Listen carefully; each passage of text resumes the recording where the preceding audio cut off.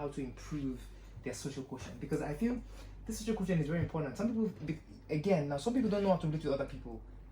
You mentioned an exchange of value for your social quotient. You can't just rely on somebody for something, or some people don't have a weird perspective of how to relate to people. So they think you have a rich man on your list, it's just money you're asking for. What are you giving him to? There has to be this exchange of value. But or then her, because rich people are also female. Right.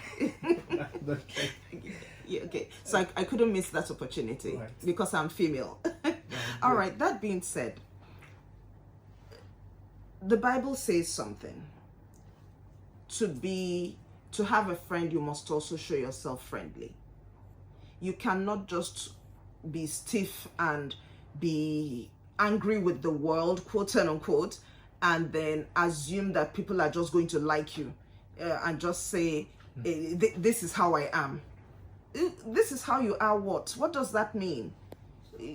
You are not the provider of oxygen. Why should we have to accommodate your bad mood swings, your acidic tongue, and you say it's just how I am? You talk without a filter. You're not gracious, you're not courteous, you're not pleasant to be around. Why in heaven's name would people want to be around you? And then the day somebody who is popularly known to be acidic all of a sudden becomes nice to the extreme, guess what happens?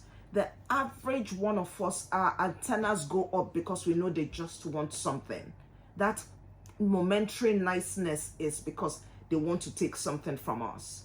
And so it becomes a transactionary thing and not something that is a relationship thing. If it's easy for me to say smile more, it's easy for me to say be kind more. But it might seem like a facade. Exactly, because it has to be, something that is more substantial. And this is taking me to the second quotient, which is the personal quotient. Personal quotient. Yes. Right. The personal quotient has to do with you as an individual. Have you done your own market survey?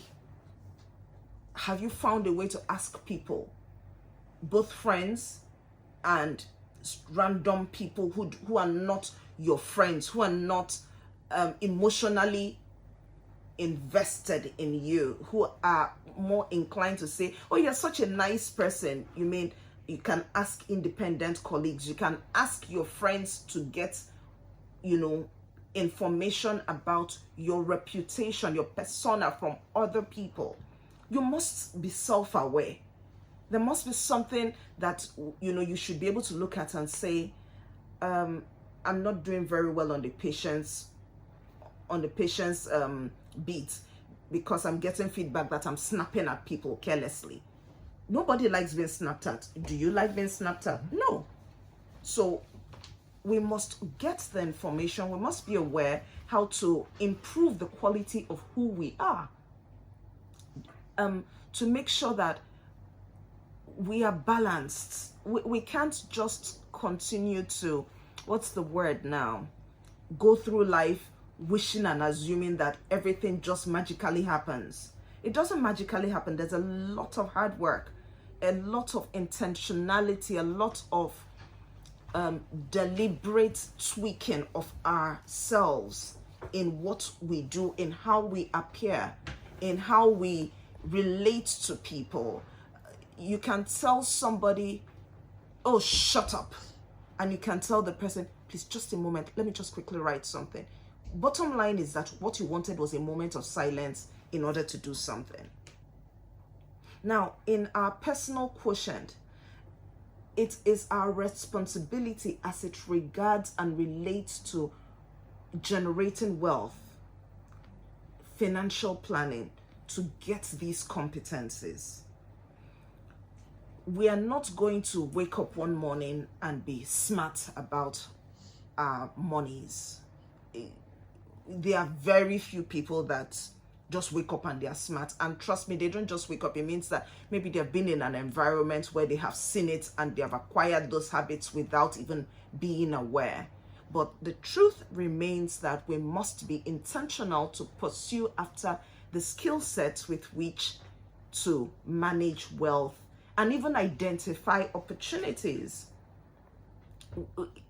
It's like I said, it just doesn't magically happen the way we see it in Hollywood movies. It doesn't work like that. There must be a learning. So you can say, oh my gosh, give an example.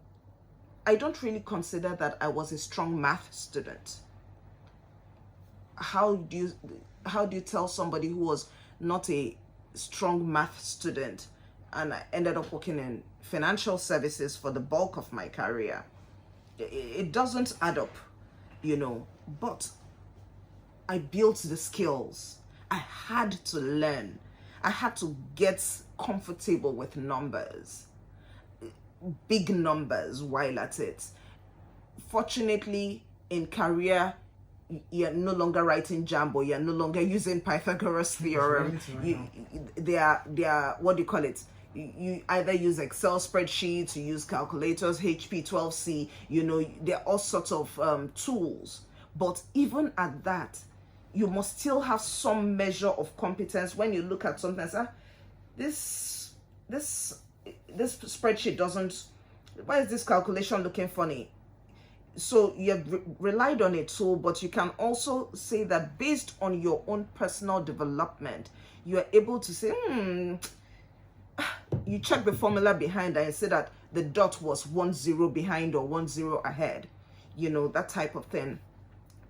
As a human, again, it boils down, I must continually self-improve. I must learn.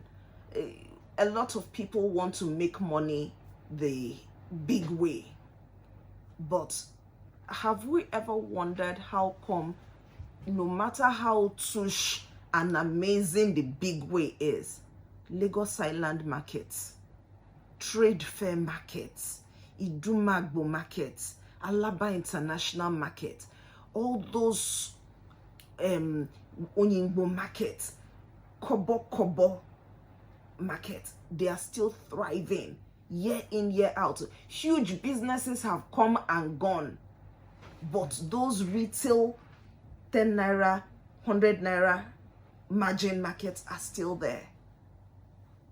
Because there's still money, like I said, money in the mud. A lot of it. For instance, and this is not giving any, I'm not advertising for anybody. I mean, I wish they would pay me to, but I remember the story about the peak milk and the cowbell story. I don't know if you've heard about it. We all know that Peak was the premium high-end brand of milk for a long time. And then Cowbell, was often seen as the, the milk for the masses, so to speak, or the less privileged, But at a particular point in time, nobody told Peak to become granular as well. Wow. Peak that used to do only large tins and sophisticated, Peak started bringing out sachets like Cowbell.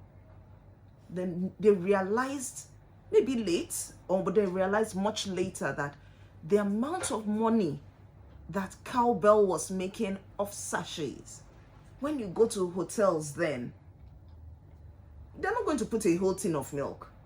They'll put a Cowbell or 2 sachet. That was instant revenue. Now, what am I talking about? When each and every one of us sit where we sit, if you do not develop the skills with regards to wealth, you may be looking at opportunities of income and not even realize that you are sitting right in the middle of an opportunity that could make you a lot of money. Because everybody's eyes are on the tush, polished, sophisticated sources of income. There are all sorts of ways that we can make money. I like to say that Christmas, Salah, New Year, Easter, Independence Day, Democracy Day, there are how many days now? Those are out of how many days in a year? 365. Those are, let's assume, to all the celebrations, let's just assume 20. So what happens to the remaining 45 days of the year? Are we not going to make money? Are we going to wait for the once a year Christmas? No.